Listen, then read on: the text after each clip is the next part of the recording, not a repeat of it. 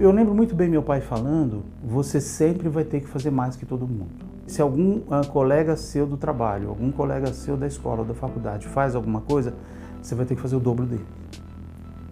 E você vai ter que fazer certo. E vai ter que fazer uma vez só.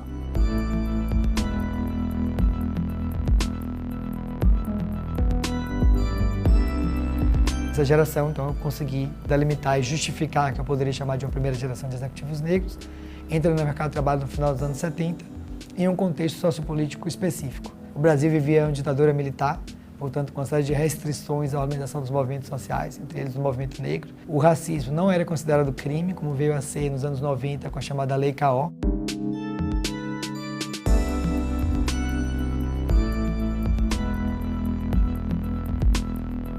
Mas aí tem uma especificidade do movimento negro que está surgindo no Brasil dos anos 70, que estava muito marcado por um discurso, digamos assim, marxista, um discurso muito ligado às questões de classe, do tipo, é preciso abolir a sociedade de classes para acabar com o racismo no Brasil, porque afinal de contas o racismo é uma expressão da exploração do sistema capitalista.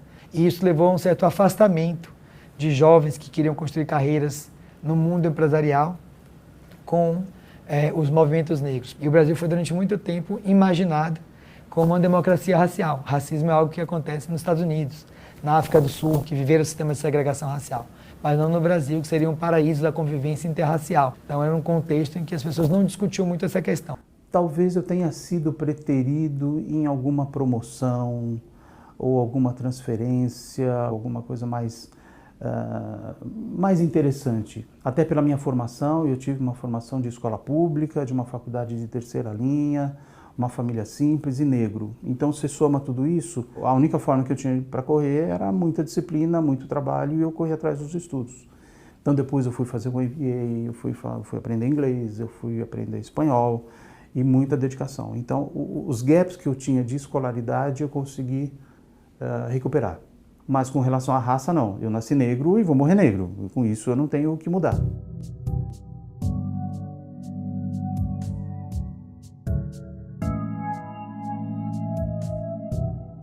Um dos meus entrevistados chega aqui no mercado de trabalho em São Paulo nos anos 70, vindo de Minas Gerais.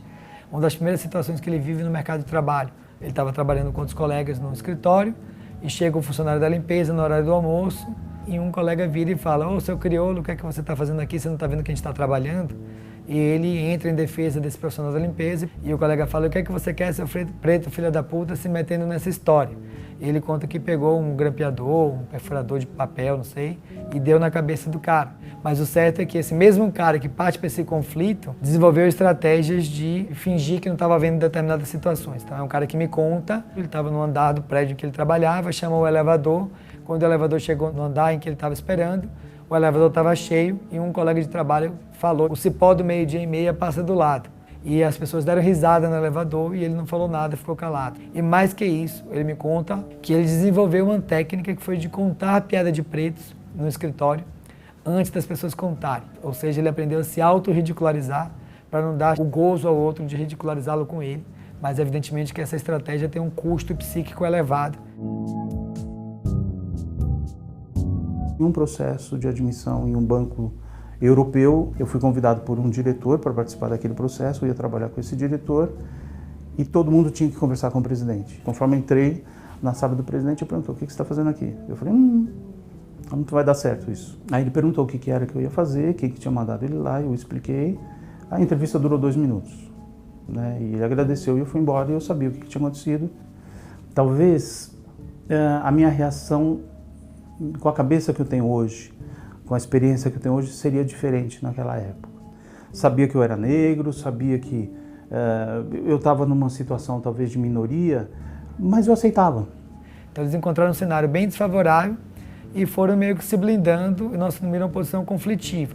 Então eu conto a história, primeiro no capítulo, de 4 deles, que são histórias meio que mais ou menos comuns dessa blindagem, né, de não ver situações de tensão racial. Depois eu chamei de um caso extremo, que foi justamente esse caso que começou com um grampeador e que depois terminou pela situação do elevador e que desenvolveu uma técnica de se auto-ridicularizar contando piadas de preto.